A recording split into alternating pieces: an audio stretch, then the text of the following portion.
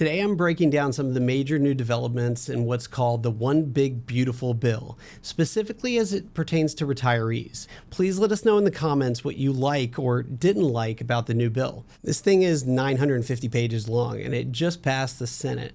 And not everything applies to people's taxes in retirement, but let's look at the things that do. So the first is the tax brackets from the 2017 Tax Cuts and Jobs Act. They're staying put. These were supposed to expire at the end of the year, but under the new bill, the current tax brackets are going to continue for the foreseeable future. Now let's talk about the standard deduction. So that elevated amount that we had before, not only is it sticking around, it's also going to go up. So the new standard deduction is going to be $15,750 for single filers and $31,500 for married couples filing jointly. Now here's something new that you're going to be able to add to that elevated standard deduction, and it's called the Bonus Senior Deduction. So when the bill left the House, this was set at $4,000, but by the time it got to the final approval by the Senate, it's now at $6,000 per taxpayer. And remember, this is in addition to the already in place age-based bonus deduction. So let's do the math. If you're married, both over 65 and filing jointly, the standard deduction is going to be $31,500. The already in place age-based bonus is $3,200.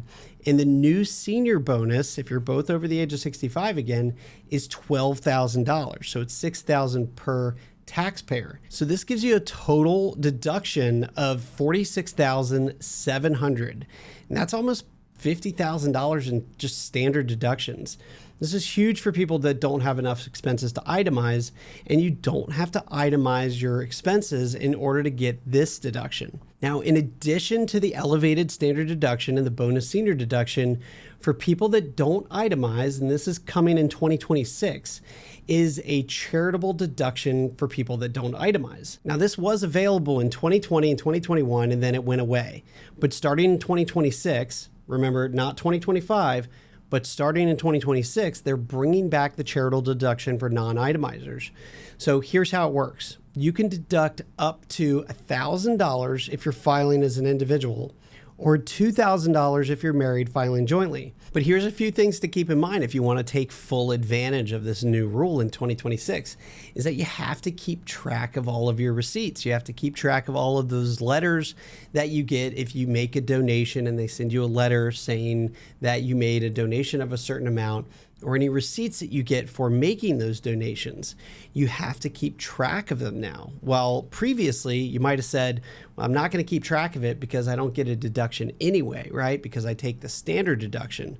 And previously and going forward, if your itemized deductions don't outweigh your standard deduction, you just take the standard deduction. Remember, this new charitable deduction for non-itemizers means that you don't have to itemize in order to take the deduction.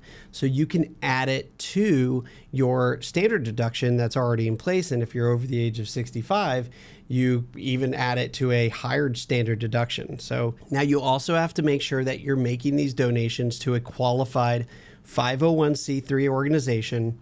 You keep all of your receipts and you provide them to your CPA, or make sure that you track them in your tax reporting software at the end of the year. So what if you do itemize? Well, I've got some good news for you.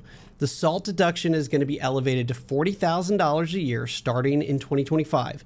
It's going to increase at 1% a year up until 2029, when it's going to revert back to $10,000.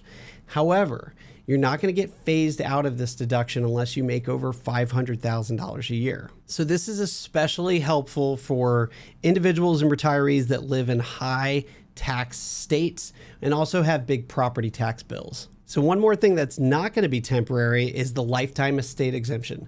So if you were worried about the total lifetime estate exemption being reverted back to, some professionals thought it was going to be $7 million per spouse, it's actually going up. So it was close to $14 million. Now it's going up to $15 million for individuals in 2026 and $30 million for married couples. So there you have it. Some of the biggest wins in the One Big Beautiful Bill.